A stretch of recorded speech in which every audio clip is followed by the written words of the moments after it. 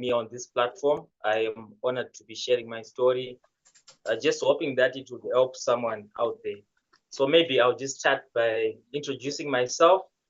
My name is Charles Tatenda Marco. I am 31 years old. I am a drug and suicide survivor, and I am a self-taught graphic designer and also a mechatronics engineer by profession. I am from Zimbabwe, and I am with an organization called Pamumvuri. So as I was growing up, I always had these feelings of low self-esteem. I always felt that I was unloved and I was lonely sometimes, and that I was unworthy of anything, rather not good for anything. So when I was about 17 years old, I decided to start drinking beer. And when I had my first drink, I fell in love instantly.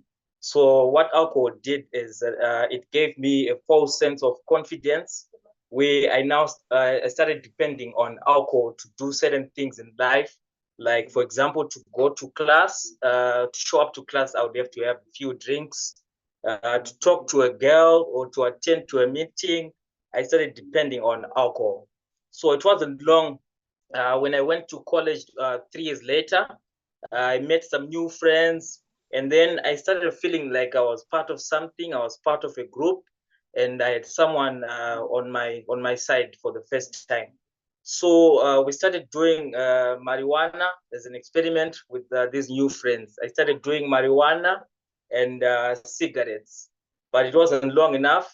When I developed tolerance to these drugs, I decided that I wanted more. So the following year, they started a new trend of cough syrup, and then we jumped on this train and we started doing cough syrup. We take about 3 bottles, marijuana, and also the alcohol. The following year, I developed more tolerance and I started doing sedatives and painkillers. I remember I would take about 40 tablets, 2 bottles of cough syrup, and also I would have the drink, the strong stuff.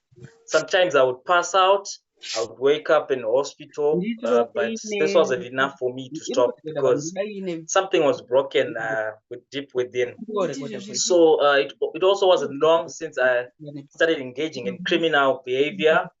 To support my habits, I had to steal from other people. So at one time, I stole a laptop from my roommate in college, and it didn't end well for me. I went to prison.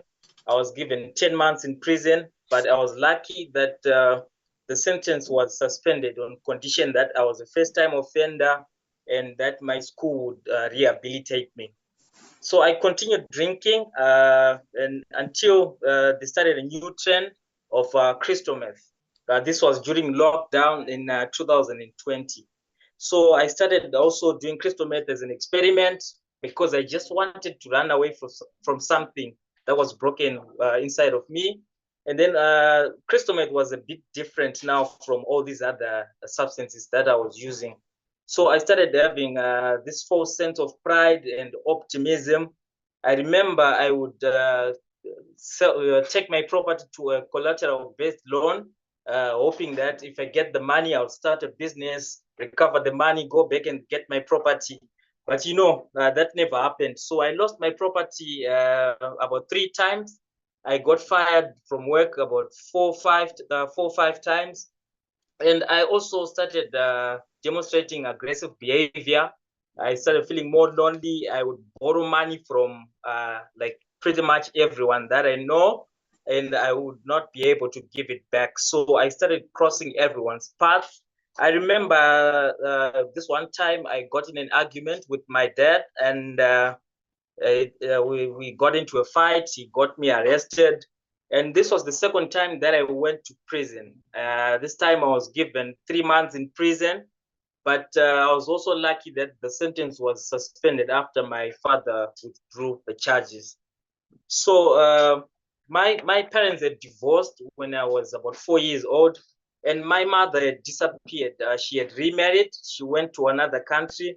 We hadn't seen each other for about 15 years. So I only saw her when I was 30 years old. This was after 15 years. She came back to attend to her brother's funeral. And she was now sick. She was HIV positive, and then she had defaulted from taking her medication. So when she got back on the meds, she had a stroke. So I went to stay with my grandmother. That's where my mother was staying. And because she had a stroke, she wasn't able to do anything for herself. So I would help because my grandma is now old. So I would help moving her around, taking her outside, just help with one or two things in the house. And I stayed with my grandma for about 3 months and helping out with my mother. And this one day, my grandmother gave me $20 to go and buy a dietary supplement for my mom because she couldn't eat very well. She would throw up each and every time she would eat solid food. So I disappeared with the money. I went and bought crystal meth. I started staying in the streets. This was, for me, it was now the 8th time that I stayed in the street. I would always be kicked out of the house, out of my relative's house, like several other times. So after about a week, I received news that my mother had passed away, and this really stressed me. I went into severe depression. I was already depressed because of the way everything that happened in my life, but this time it was worse. And I had someone who was very close to me blaming me for my mother's death. And this is when I started having suicidal thoughts. So growing up, I grew up in a Christian family. My stepmom always used to tell us that if you commit suicide, it's a straight ticket to hell.